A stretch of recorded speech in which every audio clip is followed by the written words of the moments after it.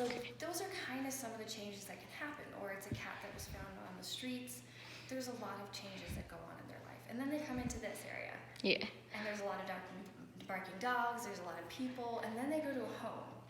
So there's been a lot of changes in their lives. Right. So they're a little bit unsettled by things. And also there might be history. So there might be something that's happened before that no one knows about, just the cat. And the cat can't tell us. I mean, they can tell us with their sounds, but they can't tell us, I'm scared because of. Yeah. So we like to have people set up a sanctuary space. Okay. And so I'm going to give you the handouts that we send with the doctors as well. Okay. Just to try and help start that relationship in a positive way. Okay. So we have people, well, like I said, we call it a sanctuary space. Yeah. So, and I'll walk you by kind of, I'll go over here and show you one of the, kind of an Okay. So we like for our sanctuary spaces to look kind of like this. Okay. So it's someplace that's not huge, so they're not overwhelmed, but it's also someplace where they can move. If they're not just in a tight spot and more scared. Yeah. But we like to have their litter box, a place for them to kind of hide out, like a cardboard box even. Right. Or bedding if they like that. It has their food, their water. But we can also go in and interact with the cat. So they're bonding with us. We're creating positive times with them. But we're also meeting their needs and we're not overwhelming them. Yeah. So we like to have people start off with this, a sanctuary space like this.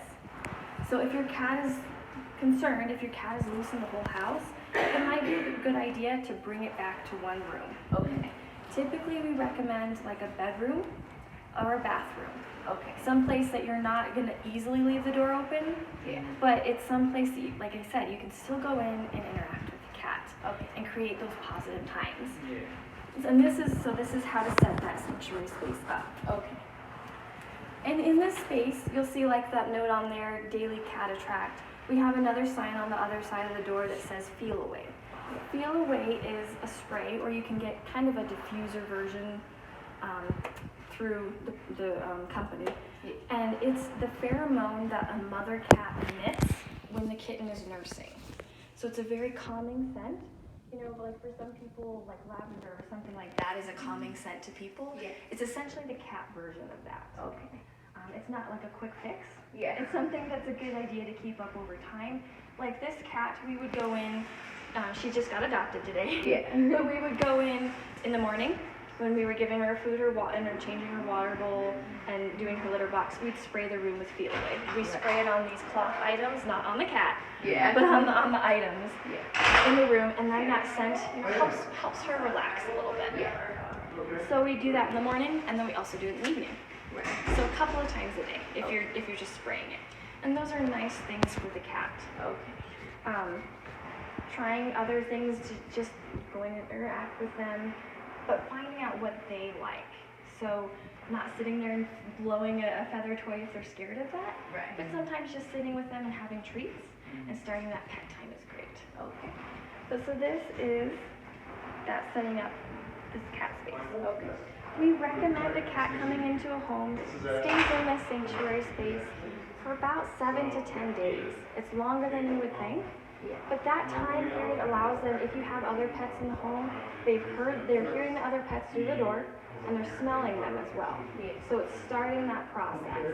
And if they're feeling relaxed and they're getting good rewards in here, that's starting a positive association with the outside sounds as well. But like I said, 7 to 10 days. And then if you have a dog or a cat, do you have any other pets? No. Okay. So recommend staying in this area for about 7 to 10 days. And then opening that sanctuary if the cat's seeming comfortable. If the cat's seeming like, okay, I'm okay with this. You know, their eyes are starting to look more relaxed. They're starting to have relaxed body posture. Right. Open that sanctuary space door, but let them start exploring on their own terms, but keeping the door open. So if they are afraid, if they go out and go, oh, too much, I need to go back in. You can still close that door. They can have a little bit more time in that room. Again, to just decompress, just to take a relaxing breath. But just keep that sanctuary space door open. Allow them to come out into the rest of the home and start exploring. If they need to go back in and then come back out, that's fine. But they have essentially a home base. Okay. This is their safe spot. They know they're not going to be hurt here. This is their safe spot. Yeah. So giving them access to that in the right way. So that's what we have you do with this. And we have you set up that sanctuary space. For people that have other pets in the home, we then have them flip it over and go to this side Yeah. to introduce them to other pets, because you also don't want to stress them out Right. introducing them to another pet. And then there's just some other handouts that I'm not necessarily going to go over with, but I'll still give you. It's from like the Dumb Friends League, which is another shelter about under-socialized cats. Even though it sounds like your cat is an adult, some of these would be a good idea to go through with your cat. Okay. It's all about making things positive. Mm. So playtime, a positive time. Food time, a positive time. Just creating those little baby steps of positive. And one of the things that's often a good idea is to find what we call a jackpot treat. So something that your cat is obsessed with or just makes them really happy. They're going to bring the whole plate. So if that's baby food, and you're not going to be giving them a whole meal of it, but if it's baby food, if it's a certain kind of cat food, if it's Friskies, Temptations, something like that, something that just gets them excited, that's a great way to have that positive. So when you see some good behavior, give them that reward. Yeah. Make it positive. Make you the positive person. It's all about creating that. He's broken into his temptation So many many times. It's a great thing to have those sealed up to make sure it's that special time. Yeah. So that he's getting those positive. We started hiding them. Yeah, So. and finding a good seal container. Yeah. We have like a plastic one you ripped in half. Yeah. We don't That's know. pretty impressive. Maybe the refrigerator, I don't know. But finding a safe spot for that, but also finding something goody, some goody like that. So those are some things you can create positive times with. Okay. And then this is just some cat care, just to kind of help with along the way. And so these are, when we're talking about enrichment play, and I'll show you in this area, I'll have you come with me.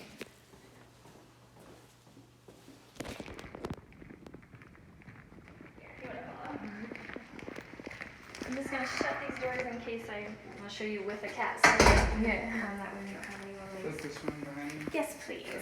So there's a couple of different types of play-prey behavior, because these are predators. Right. This is a predator animal. They are designed to hunt, they're designed to get their prey, stuff like that. So a great thing to bond with them, to make positive times, but also to fulfill that natural cat piece, is to play prey. So this is something that would be more like a bird or an air play prey. Are you enjoying that? You want attention. And then, where's our worms? This is ground play prey behavior. And not every cat is going to like all of them. Right. Some cats like one type of play prey. So this is more like short wiggly movements on the ground. Right. Some cats might be a little bit afraid of the bell. So maybe if you can take off the bell, Yeah. but work on if he's really excited about this, make that his play toy. Make it really exciting for him. Yeah. And it's a great way to build a routine with a cat. So a cat's natural drive is to hunt, eat, so get the reward, third treat, sleep. So that's a great way to start building the right routine, as well as get them settled. If they're fulfilling these drives, that's going to make them more settled as well. So find out which kind of toy they like. Right. So this is like the ground or the worm, essentially. And then this one is more mimics a bug's behavior. It's very random. Do you want to try and show? So cute. Remy will do it. Remy, can I show? So you see how her head is moving like that? Yeah. You can drag it, but get them excited. And when they smack it, it's very random. So that's why this is bug, because it mimics that random behavior. Some people, you can hold it like this, like I'm doing right now, and wiggle it a little bit to engage.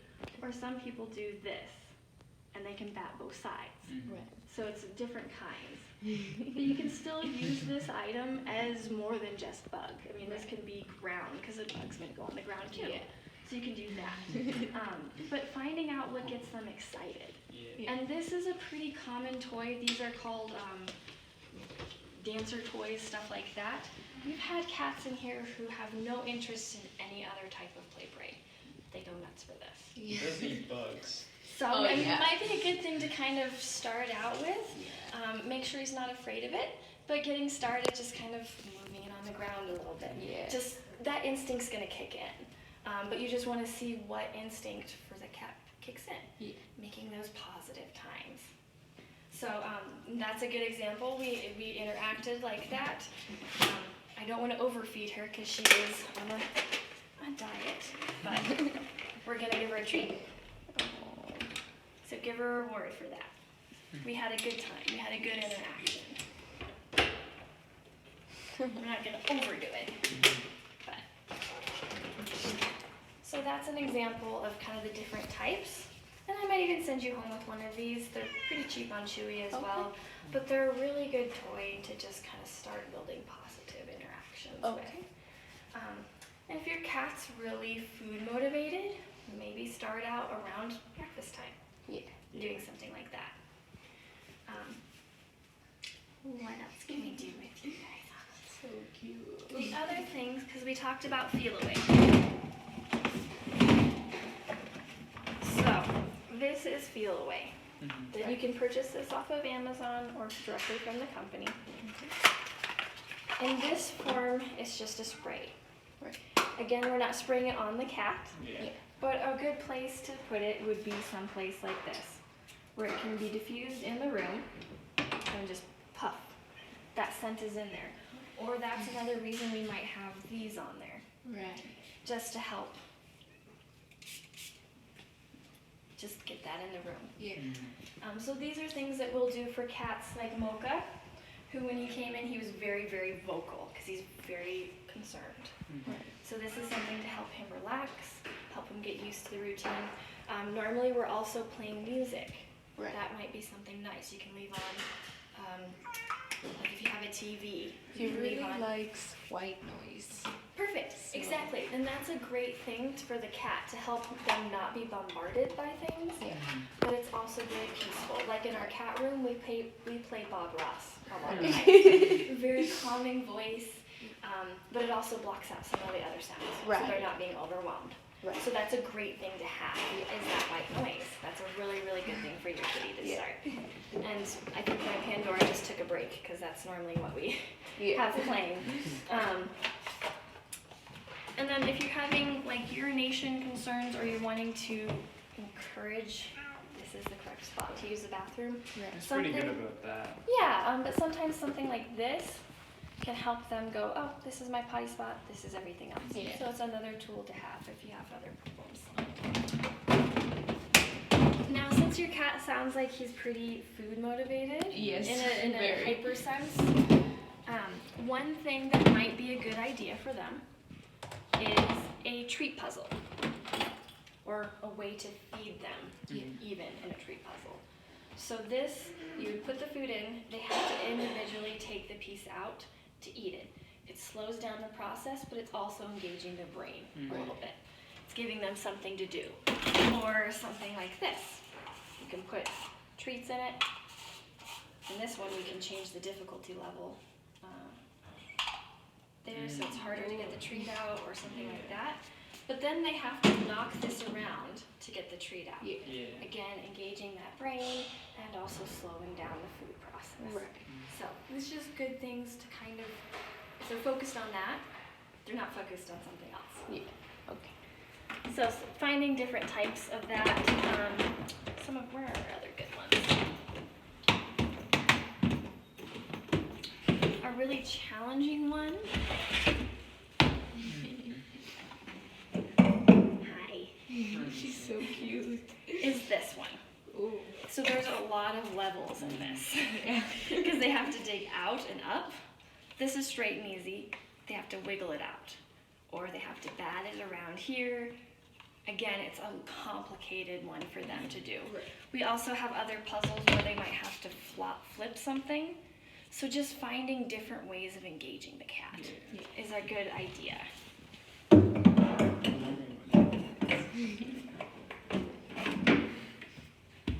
Can Can we, I'm sorry to ask, but can we pet her? Yeah, you can pet Remy. She's so Hey, cute. Remy.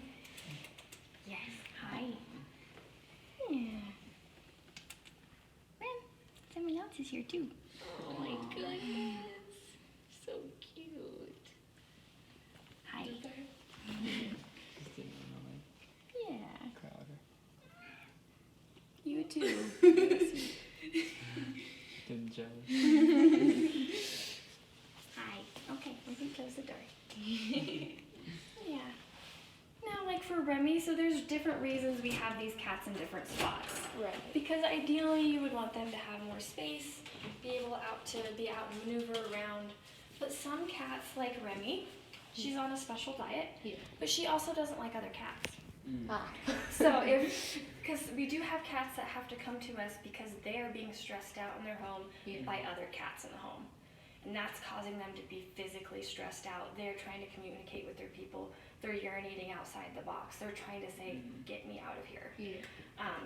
Remy does not appear to like other cats. So, so that's the reason she's not in some place like our cat room. Yeah. So there's different reasons we do that.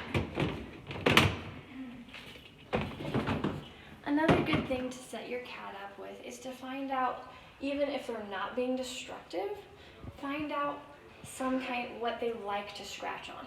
Because that's a natural process for the cat. That's something very natural to them. So we try and provide them with a lot of options to see which kind they like. Yeah. So we have this carpet square. Yeah. They know that's something they can scratch on. That's theirs. Or we have these cardboard scratchers. Little lady, hers is almost shredded because she loves it. She doesn't really care as much about her carpet square. She still has it. It's a good piece to send her home with because that will help establish her in the home as this is your safe spot. It has all of your scents in it. But she really likes going for that scratcher. Yeah. So finding out what they like. Some cats like the rope, some cats like the carpet, some cats like the cardboard box. Yeah. And so that's a good way, again, to fulfill some more natural drives, but help them settle in. They're doing natural things. It's all about trying to make them feel more comfortable Yeah. in that sense. I think before we got him a whole, what's it called? Like it's like a scratching post and then like Little it's rooms. kind of Oh, nice. Yeah. Does he seem to like to utilize that? Oh, yes. Good. Yeah, and another thing for cats is they like height. Yeah. That is where they feel safe. So when we have scared cats, if we have the ability to give them a Heidi cat scratching thing like that, that's great. Or if we have a really fearful cat, we try and get them a top cubby. Right. That height gives them more confidence. It helps them feel safer.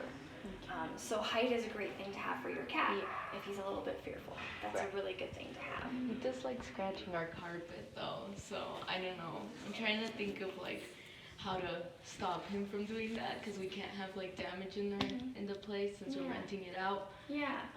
So something, since it sounds like he's liking carpet, would be to find something like this that you can encourage him to scratch on.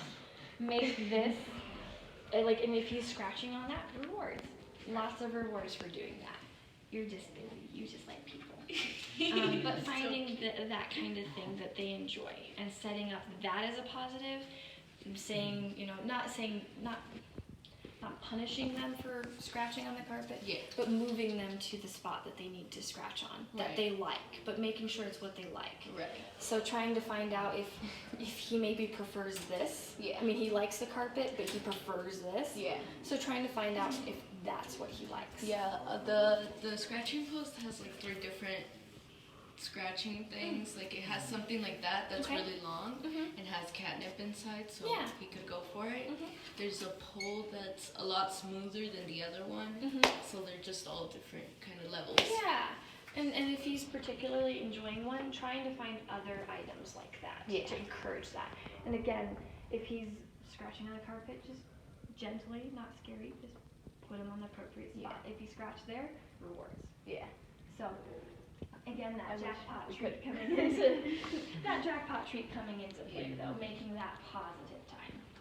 I mean, I wish we could, but every time we get up, he runs away. So So I would say start out on building that relationship where you can stand So treats, lots of treats, but making it positive where there was a cat here that when she first came in, we couldn't touch her. She was in our cat room because she was more comfortable being with other cats, but we could not touch her at all. And then we started working on with just treats, getting her to come over and sit by us, not touching her. I sat on the floor, just put out treats. She came over and we eat them. I didn't look at her. That's the other thing. So I would go in the cat room, I'd just sit down, put the treats, and sit there, not staring at her, because that can be intimidating to them too. Let her come over and eat the treats. And then started working the treats closer to me, started leaving my hand next to the treat, and then started keeping my hand up in the air a little bit. So again, not on the ground, but a little bit higher, a little more intimidating. And then when she's comfortable, started working on petting. Eventually we got to the point where when I go in the mornings, because she was food motivated, so part of our routine became I'd go in to give her breakfast, I would pick her up, because again, that was something that was so off limits when she first came in. And we needed to be able to get her to the point where we could pick her up and put her in a carrier, because she was going to be adopted. You know, we wanted to make that possible. So the routine became, I'd come in the mornings, pick her up, we'd have a nice scratch time, because then we moved off of treats, because she loved attention. Eventually she moved to that. So I'd give her lots of rubs, things she loved, put her down. I didn't do long, it was just pick down, and then we extended that time period. And then she'd get her reward of her treats as well as she was getting fed. So making her very happy with that. Right. So those are some things that you start out slow. So maybe you're not moving, but start out with even just getting the cat to come to you. Starting to establish that positive relationship. And I can show you a little bit with Dobby. We have a couple of cats in here that are a little bit scared in our cat room.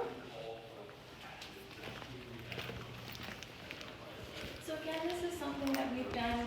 We moved Dobby and Hagrid from these cubbies up front into here because it's a little bit quieter. We don't have people in. I'm just going to walk. There he is. Come in. And as you were petting Remy, if you don't mind me using a little bit of hand sanitizer, they should be healthy, but just in case someone does have something, we don't want to share it. So this is our cat room. Like I said, this is where we also are trying to, let cats who are comfortable with other cats be, having Bob or white noise kind of going. But we also have a variety of toys, a variety of stimulus for the cats. They have high spots if they want that, because this is a very natural cat spot. We also have ability to let them go outside into a catio area if that's something that they like as well. So these kitties over here, and he's going to run away because he's just a little bit afraid. This is Dobby and Hagrid. We move them into here because again, they were pretty fearful.